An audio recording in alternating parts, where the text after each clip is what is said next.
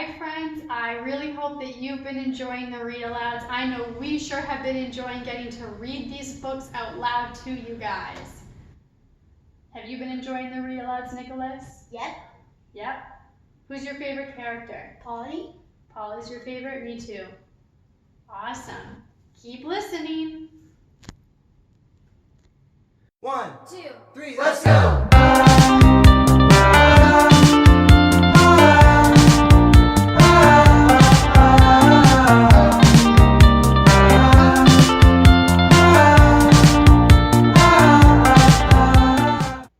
Welcome back to Rad Read Aloud Buddies, and we are not on set today.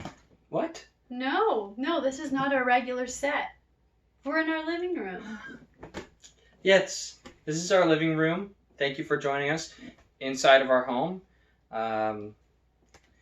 Technical difficulties wound us up here, but luckily we were able to get that great intro with Nicholas. Thanks for doing that for us, Nicholas. So Josh, who is your favorite character?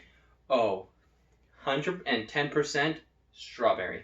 Strawberry the horse. Strawberry the horse. Hmm. The cab horse. I wonder what's going to happen to him. Only good things, I hope. We'll Who's have your to find favorite? out. We have not met my favorite character yet. Let's so hope I'll we let do. you know. I'll let you know when we do. All right, Let's so dive right in. Chapter 8. Chapter 8. The Fight at the Lamppost. Whoa! Hempress! We'll see about that. Said a voice. Then another voice said, 3 cheers for the Empress of Colony and quite a number joined in. A flush of color came into the witch's face, and she bowed ever so slightly. But the cheers died away into roars of laughter, and she saw that they had only been making fun of her. A change came over her expression, and she changed the knife to her left hand. Then, without warning, she did a thing that was dreadful to see.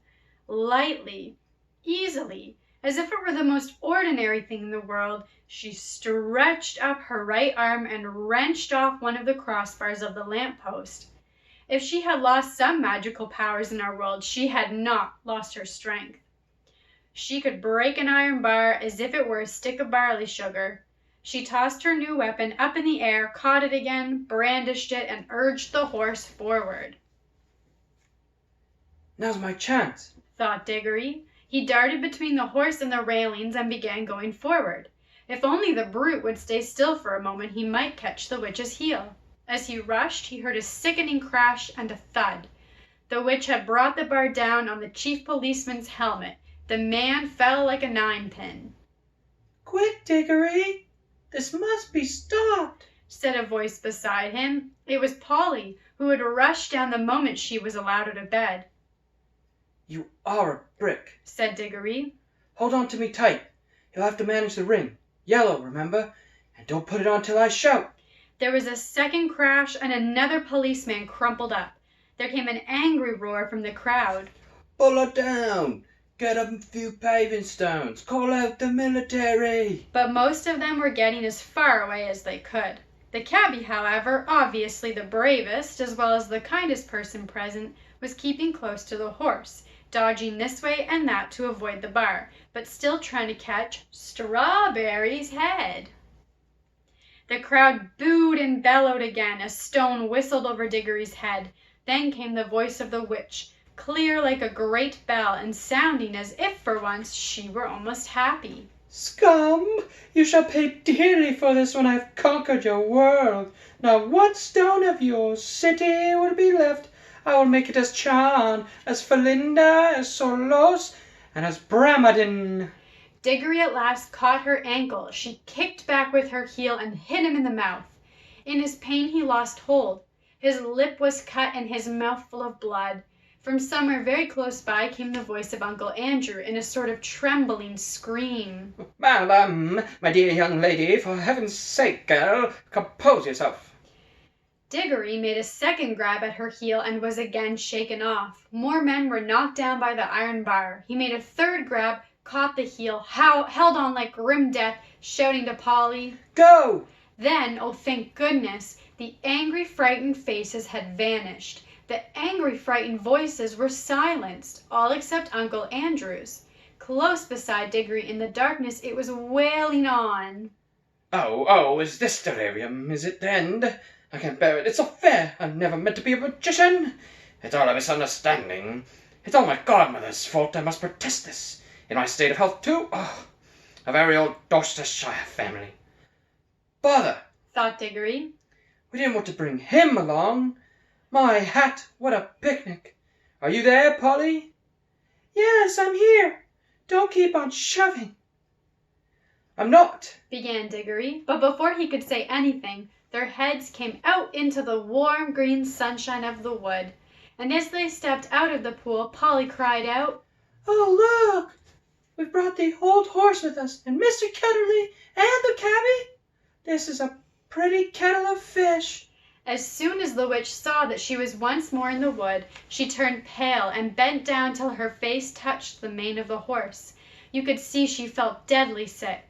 Uncle Andrew was shivering, but Strawberry, the horse, shook his head, gave a cheerful whinny, and seemed to feel better. He became quiet for the first time since Diggory had seen him.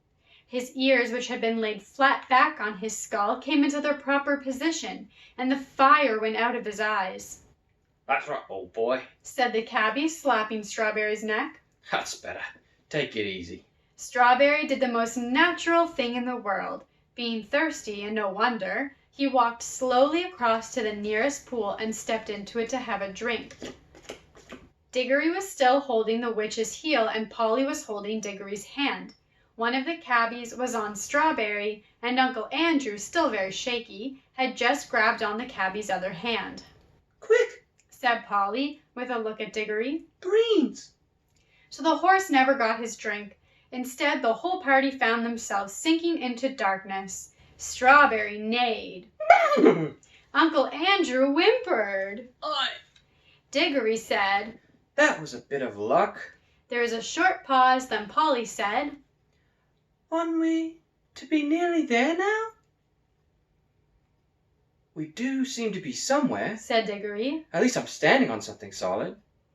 Why, so am I, now that I come to think of it, said Polly.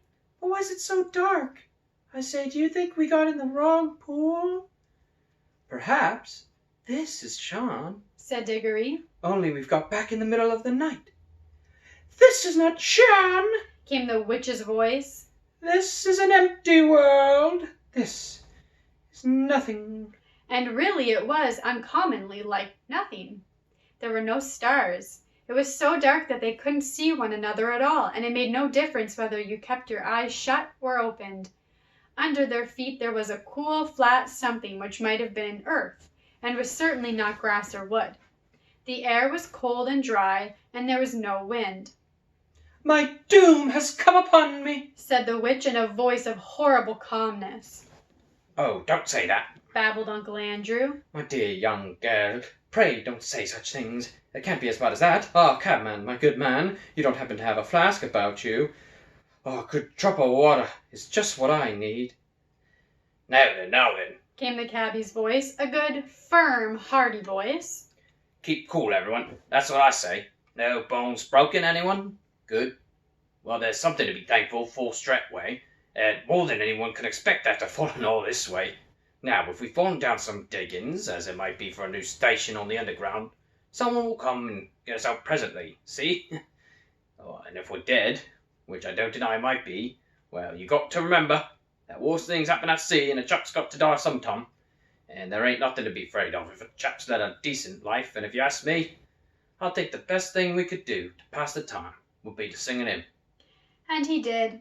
He struck up at once a harvest thanksgiving hymn, all about crops being safely gathered in. It was not very suitable to a place which felt as if nothing had ever grown there since the beginning of time, but it was the one he could remember best. He had a fine voice, and the children joined in. It was very cheering. Uncle Andrew and the witch did not join in. Toward the end of the hymn, Diggory felt someone plucking at his elbow, and from a general smell of brandy and cigars and good clothes, he decided that it must be Uncle Andrew. Uncle Andrew was cautiously pulling him away from the others. When they had gone a little distance, the old man put his mouth so close to Diggory's ear that it tickled, and he whispered, Now, my boy, Slip on your ring. Let's get off. But the witch had very good ears.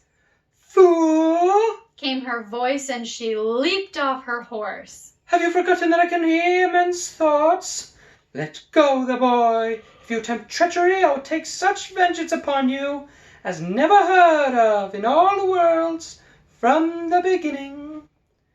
And, Added Diggory, if you think I'm such a mean pig as to go off and leave Polly and the cabby and the horse in a place like this, you're well mistaken. You're very naughty and impotent little boy. said Uncle Andrew. Hush! Said the cabby. They all listened. In the darkness something was happening at last. A voice had begun to sing. It was very far away, and Diggory found it hard to decide from what direction it was coming. Sometimes it seemed to come from all directions at once. Sometimes he almost thought it was coming out of the earth beneath them. Its lower notes were deep enough to be the voice of the earth herself. There were no words. There was hardly even a tune. But it was beyond comparison the most beautiful noise he had ever heard. It was so beautiful he could hardly bear it. The horse seemed to like it too. He gave the sort of whinny a horse would give if, after years of being a cab horse, it found itself back in the old field where it had played as a foal, and saw someone whom it remembered and loved coming across the field to bring it a lump of sugar. Golly, Said the cabby. ain't it lovely? Then two wonders happened at the same moment. One was that the voice was suddenly joined by other voices, more voices than you could possibly count. They were in harmony with it, but far higher up the scale, cold, tingling, silvery voices. The second wonder was that the blackness overhead all at once was blazing with stars. They didn't come out gently one by one, as they do on a summer evening. One moment there had been nothing but darkness.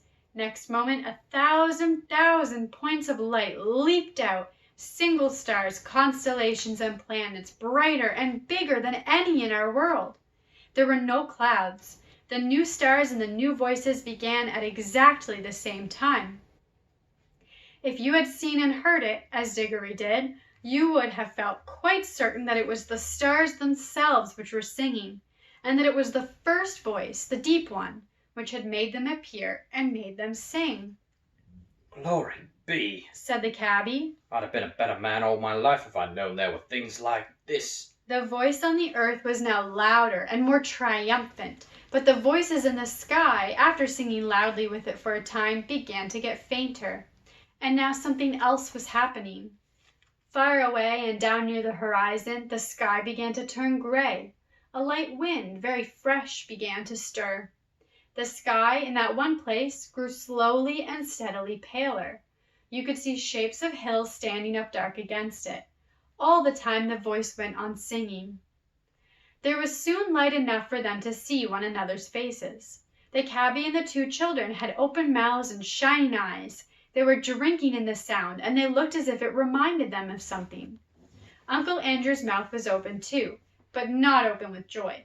He looked more as if his chin had simply dropped away from the rest of his face. His shoulders were stooped, and his knees shook. He was not liking the voice. If he could have got away from it by creeping into a rat's hole, he would have done so. But the witch looked as if, in a way, she understood the music better than any of them. Her mouth was shut, her lips were pressed together, and her fists were clenched. Ever since the song began, she had felt that this whole world was filled with a magic different from hers, and stronger. She hated it. She would have smashed that whole world, or all the worlds, to pieces if it would only stop the singing. The horse stood with its ears well forward and twitching. Every now and then it snorted and stamped the ground. It no longer looked like a tired old cab horse. You could now well believe that its father had been in battles. The eastern sky changed from white to pink and from pink to gold. The voice rose and rose till all the air was shaking with it. And just as it swelled to the mightiest and most glorious sound it had yet produced, the sun arose. Diggory had never seen such a sun. The sun above the ruins of Charn had looked older than ours. This looked younger. You could imagine that it laughed for joy as it came up, and as its beams shot across the land, the travelers could see for the first time what sort of place they were in. It was a valley through which a broad, swift river wound its way, flowing eastward toward the sun. Southward there were mountains, northward there were lower hills. But it was a valley of mere earth, rock and water. There was not a tree, not a bush, not a blade of grass to be seen. The earth was of many colors. They were fresh, hot, and vivid. They made you feel excited until you saw the singer himself, and then you forgot everything else. It was a lion. Huge, shaggy, and bright, it stood facing the risen sun. And now we've met my favorite character, the lion. Its mouth was wide open in song, and it was about 300 yards away. "This is a terrible world," said the witch. "We must fly at once. Prepare the magic." I quite agree with you, madam. Said Uncle Andrew. Most disagreeable place, completely uncivilized. If I only were younger and had a gun. Gone. Said the cabbie. You don't think you could shoot it, do you? "And who would?" Said Polly. "Prepare the magic, old fool," Said Jadis. Certainly, madam. Said Uncle Andrew cunningly. Must have both the children near me. Put on your homeward ring at once, Diggory. He wanted to get away without the witch. "Oh, it's rings, is it?" cried Jadis. She would have had her hands in Diggory's pocket before you could say knife, but Diggory grabbed Polly and shouted. "Take care. If either of you come half an inch nearer, we too will vanish and you'll be left here for good. Yes, I have a ring in my pocket that will take Polly and me home. And look, my hand is just ready. So keep your distance. I'm sorry about you. He looked at the cabbie. And about the horse, but I can't help that. As for you two," He looked at Uncle Andrew and the Queen. "you're both magicians, so you ought to enjoy living together." Hold your noise, everyone. Said the cabbie. I want to listen to the music. For the song had now changed. Chapter 9. The Founding of Narnia. The lion was pacing to and fro about that empty land and singing his new song. It was softer and more lilting than the song by which he had called up the stars and the sun, a gentle, rippling music. And as he walked and sang, the valley grew green with grass. It spread out from the line like a pool. It ran up the sides of the little hills like a wave. In a few minutes it was creeping up the lower slopes of the distant mountains, making that young world every moment softer. The light wind could now be heard ruffling the grass. Soon there were other things besides grass. The higher slopes grew dark with heather. Patches of rougher and more bristling green appeared in the valley. Diggory did not know what they were until one began coming up quite close to him. It was a little spiky thing that threw out dozens of arms and covered these arms with green and grew larger at the rate of about an inch every 2 seconds. There were dozens of these things all around him now. When they were nearly as tall as himself, he saw what they were. "Trees!" He exclaimed. The nuisance of it, as Polly said afterward, was that you weren't left in peace to watch it all. Just as Diggory said, "Trees!" he had to jump, because Uncle Andrew had sidled up to him again and was just going to pick his pocket. It wouldn't have done Uncle Andrew much good if he had succeeded, for he was aiming at the right-hand pocket, because he still thought the green rings were homeward rings. But of course Diggory didn't want to lose either. "Stop!" cried the witch. "Stand back.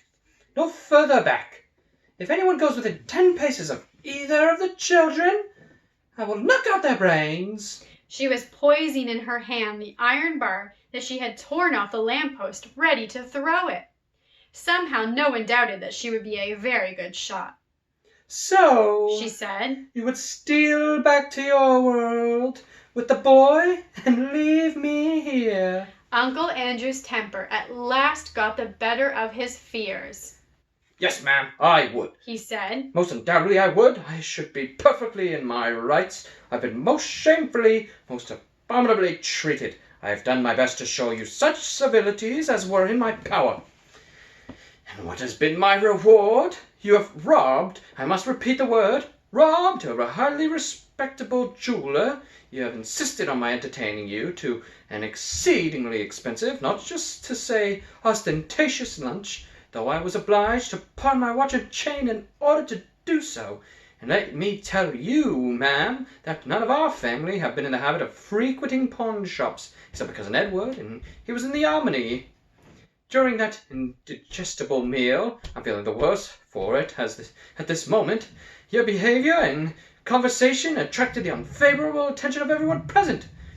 I feel I've been publicly disgraced. I shall never be able to show my face in that restaurant again. You've assaulted the police. You've stolen... Oh, stow it, governor, do stow it, said the cabbie. Watching and listening's the thing at present, not talking. And there is certainly plenty to watch and to listen to. The tree which Diggory had noticed was now a full-grown beech, whose branches swayed gently above his head. They stood on cool green grass sprinkled with daisies and buttercups. A little way off along the river bank, willows were growing. On the other side, tangles of flowering currant, lilac, wild rose, and rhododendron closed them in. The horse was tearing up delicious mouthfuls of new grass. All this time the lion's song and his stately prowl to and fro, backward and forward, was going on. What was rather alarming was that at each turn he came a little nearer. Polly was finding the song more and more interesting because she thought she was beginning to see the connection between the music and the things that were happening. When a dark line of firs sprang up on a ridge about 100 yards away, she felt that they were connected with a series of deep, prolonged notes which the lion had sung a second before. And when he burst into a rapid series of lighter notes, she was not surprised to see primroses suddenly appearing in every direction. Thus, with an unspeakable thrill, she felt quite certain that all the things were coming, as she said, out of the lion's head. When you listened to his song, you heard the things he was making up. When you looked round you, you saw them. This was so exciting that she had no time to be afraid. But Diggory and the cabbie could not help feeling a bit nervous as each turn of the lion's walk brought him nearer. As for Uncle Andrew, his teeth were chattering, but his knees were shaking so that he could not run away. Suddenly the witch stepped boldly out toward the lion. It was coming on, always singing with a slow, heavy pace. It was only 12 yards away. She raised her arm and flung the iron bar straight at its head. Nobody, least of all Jadis, could have missed at that range. The bar struck the lion fair between the eyes. It glanced off and fell with a thud in the grass. The lion came on. Its walk was neither slower nor faster than before. You could not tell whether it even knew it had been hit. Though its soft pads made no noise, you could feel the earth shake beneath their weight. The witch shrieked and ran. In a few moments she was out of sight among the trees. Uncle Andrew turned to do likewise, tripped over a root, and fell flat on his face in a little brook that ran down to join the river. The children could not move. They were not even quite sure that they wanted to. The lion paid no attention to them. Its huge red mouth was open, but open in song, not in a snarl. It passed by them so close that they could have touched its mane. They were terribly afraid it would turn and look at them, yet in some strange way they wished it would. But for all the notice it took of them, they might just as well have been invisible and unsmellable. When it had passed them and gone a few paces further, it turned, passed them again, and continued its march eastward. Uncle Andrew, coughing and spluttering, picked himself up. Now, Diggory, he said, gotta get rid of that woman, and the brute of a lion is gone. Give me your hand and put your ring on it once. Keep off, said Diggory, backing away from him. Keep clear of him, Polly. Come over here beside me. Now I warn you, Uncle Andrew, don't come one step nearer. We'll just vanish. Do what you're told this moment, sir, said Uncle Andrew. You're extremely disobedient, ill-behaved little boy. No fear, said Diggory. We want to stay and see what happens. I thought you wanted to know about other worlds. Don't you like it now that you're here? Like it? Exclaimed Uncle Andrew. Just look at the state I'm in. It was my best coat and waistcoat, too. He certainly was in a dreadful sight by now, for of course the more dressed up you were to begin with, the worse you look after you've crawled out of a smashed hansom cab and followed into a muddy brook. I'm not saying, He said, that this is not a most interesting place. If I were a younger man now, perhaps I could get some lively young fellow to come here first. One of those big game hunters. Something might be made of this country. The climate is delightful. I've never felt such air. I believe it would have done me good if circumstances had been more favourable. If only we'd had a gun. Guns be blowed. said the cabbie.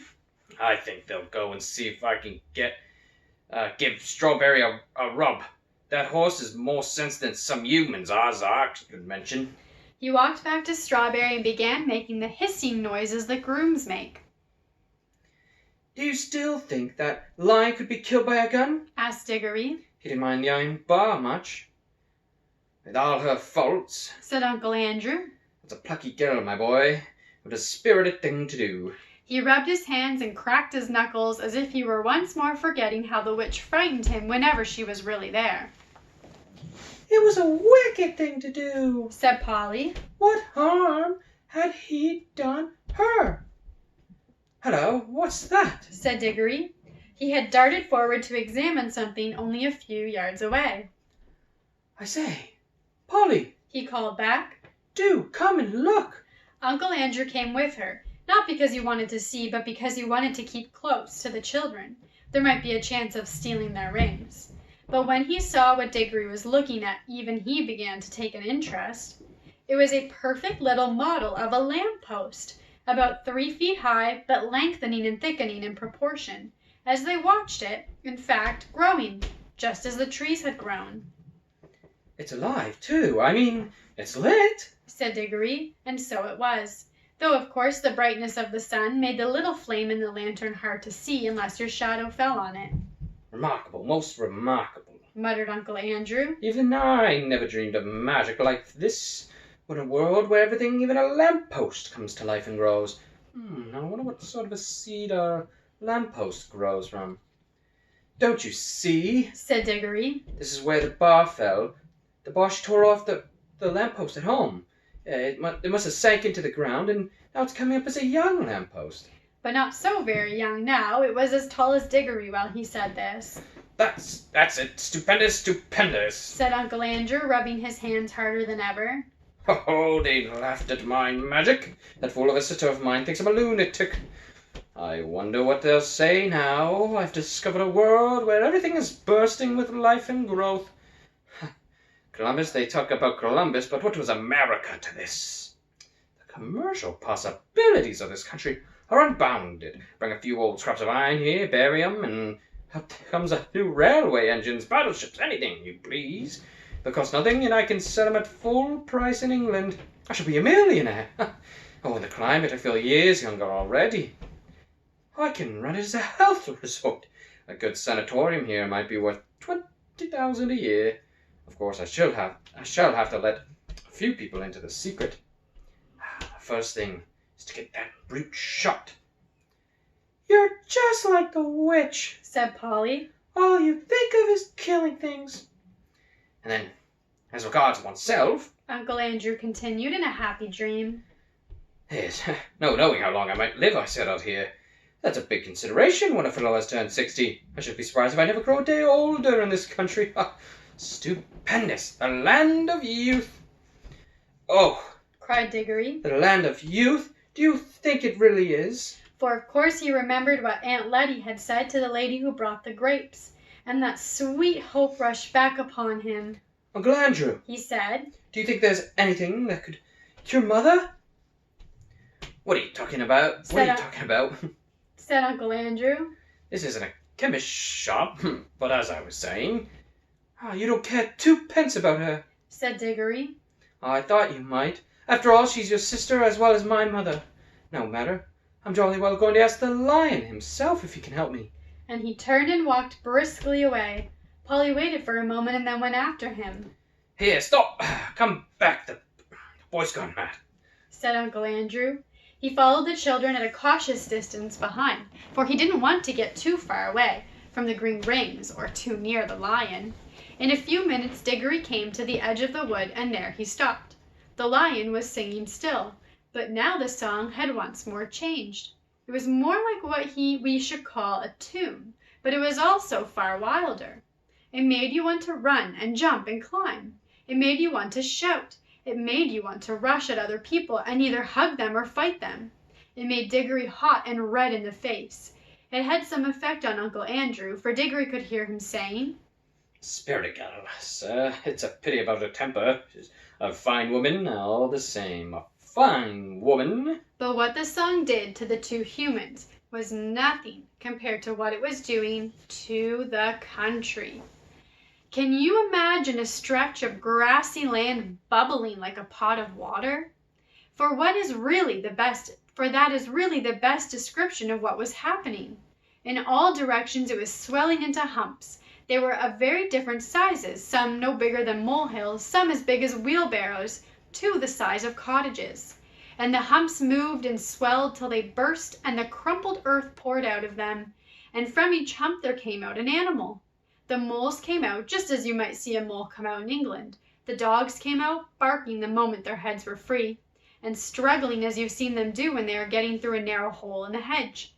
The stags were the strangest to watch, for of course the antlers came up a long time before the rest of them, so at first Diggory thought they were trees.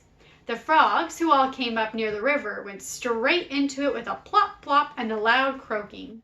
The panthers, leopards, and things of that sort sat down at once to wash loose earth off their hindquarters, and then stood up against the trees to sharpen their front claws.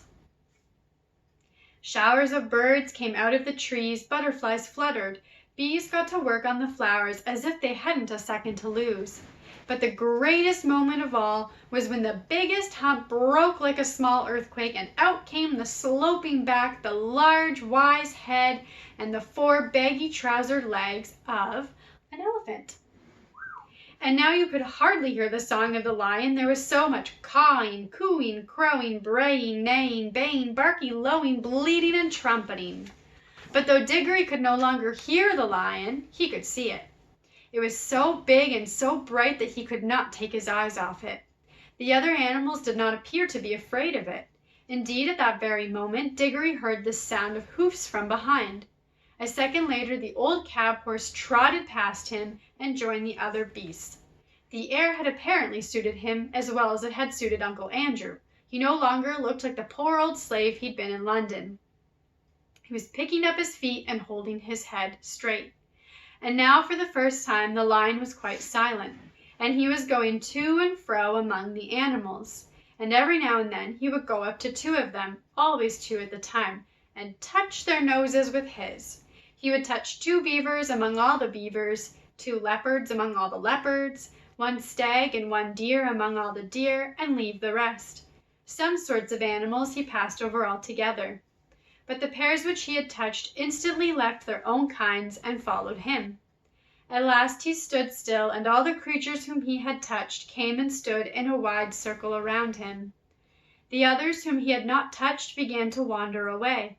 Their noises faded gradually into the distance. The chosen beasts who remained were now utterly silent, all with their eyes fixed intently upon the lion.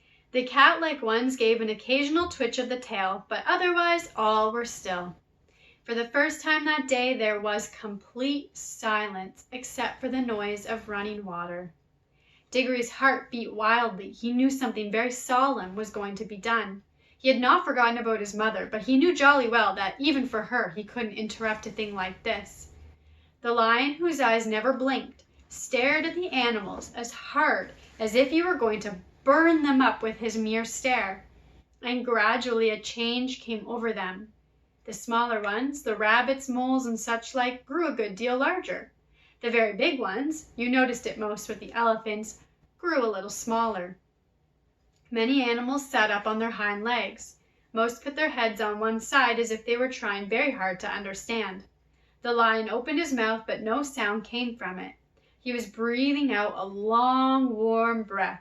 It seemed to sway all the beasts as the wind sways a line of trees. Far overhead, from beyond the veil of blue sky which hid them, the stars sang again, a pure, cold, difficult music.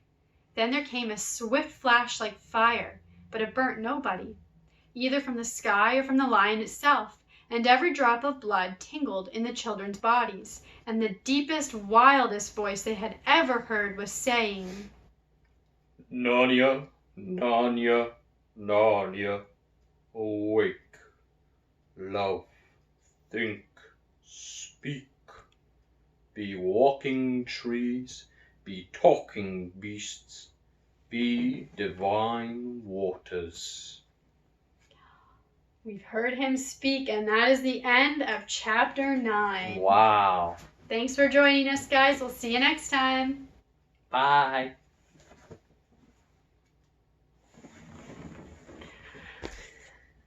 One, 2, 3, let's go!